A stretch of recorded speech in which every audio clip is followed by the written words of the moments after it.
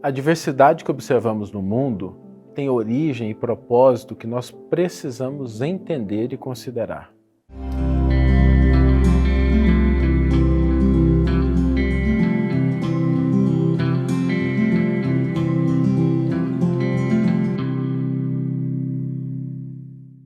Olá, meus amigos, olá, minhas amigas, sejam todos muito bem-vindos ao programa Reflexões com Emmanuel. E hoje nós vamos refletir sobre a diversidade que nós vemos, que a gente percebe no mundo atual. Quando nós pensamos na questão da diversidade, eu sei que muitas pessoas podem até ter um sentimento negativo em relação a ela, porque muitas vezes a gente vê coisas que são tão diversas que ferem os nossos padrões, as nossas concepções.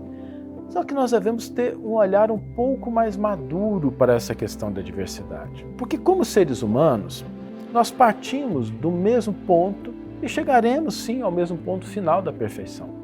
Só que nós não somos criaturas que têm os mesmos sonhos, os mesmos anseios, os mesmos desejos.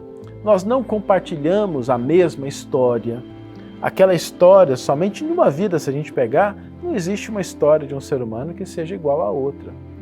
Por isso é muito natural que nós encontremos essa diversidade. E ela é salutar, ela é importante, por dois aspectos. Em primeiro lugar, porque ela confere esse caráter de individualidade de cada experiência humana, que podem se enriquecer na medida em que vão dialogando de uma maneira madura.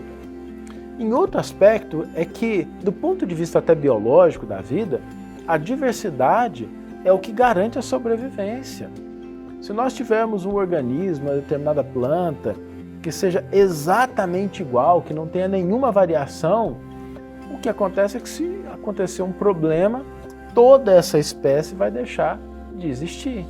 Imaginemos, por exemplo, um jardim composto exclusivamente de flores do mesmo padrão, da mesma cor. Vai ter a sua beleza, mas não vai ser tão belo quanto um que apresente a diversidade. Imaginemos um agricultor que cultivasse sempre o mesmo tipo de plantação. A gente sabe que isso vai sobrecarregando o solo. É preciso fazer o manejo, a troca do tipo de plantação e de cultivo, até para preservar a característica daquele solo. Então nós devemos ter um outro olhar para a diversidade. Nós precisamos olhar para a diversidade que nós enxergamos no mundo como um sinal desses elementos que nos garantem experiências únicas, exclusivas.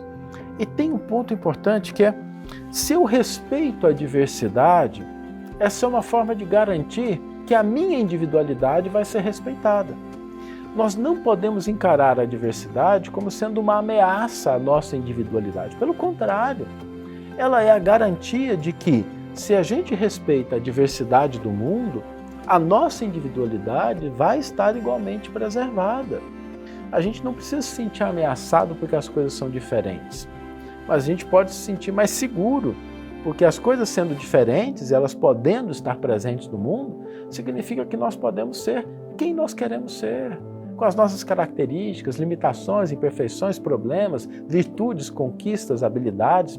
Ou seja, a gente preserva a nossa individualidade na medida em que a gente respeita a diversidade que existe no mundo. Devemos olhar com um olhar mais maduro, uma atenção maior para essa diversidade do mundo, porque ela é a representação de que nós estamos tendo esses elementos importantes para o nosso crescimento, para o nosso desenvolvimento como humanidade, operando na atualidade. Então, valorizemos e respeitemos a diversidade.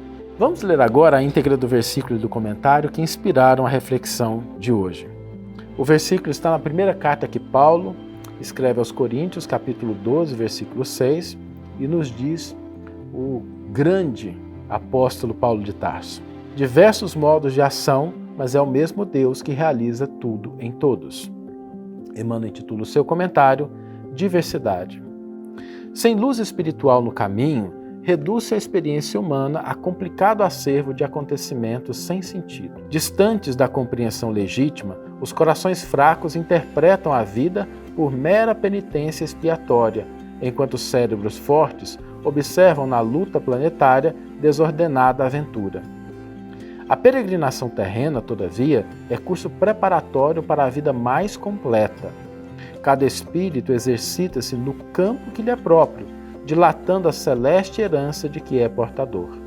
A força divina está operando em todas as inteligências, superintendendo todos os trabalhos. É indispensável, portanto, guardarmos muito senso da obra evolutiva que preside aos fenômenos do universo. Não existem milagres de construção repentina no plano do espírito, como é impossível improvisar de momento para outro qualquer edificação de valor na zona da matéria. O serviço de iluminação da mente, com a elevação dos sentimentos e raciocínios, demanda tempo, esforço, paciência e perseverança. Daí a multiplicidade de caracteres a se aprimorarem na oficina da vida humana, e por isso mesmo a organização de classes, padrões e esferas em número infinito, obedecendo aos superiores desígnios do Pai.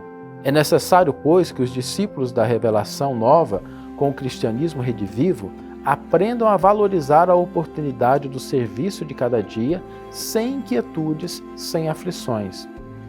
Todas as atividades terrestres enquadradas no bem procedem da orientação divina, que aproveita cada um de nós outros segundo a posição em que nos colocamos na ascensão espiritual.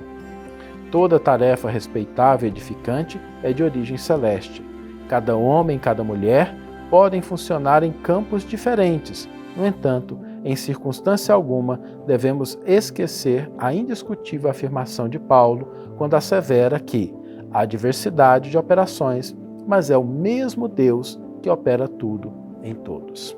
Uma importante página de Emmanuel nos chamando a atenção para esse olhar para a diversidade, que deve ser um olhar mais amoroso, mais compreensivo, mais tolerante. E o desafio para hoje não poderia ser outro do que desenvolver essa capacidade de olhar para a diversidade, para a diferença, com um olhar mais fraterno e condizente com os valores e princípios cristãos. Que tenhamos todos uma excelente manhã, ou uma excelente tarde, ou uma excelente noite, e que possamos nos encontrar no próximo episódio.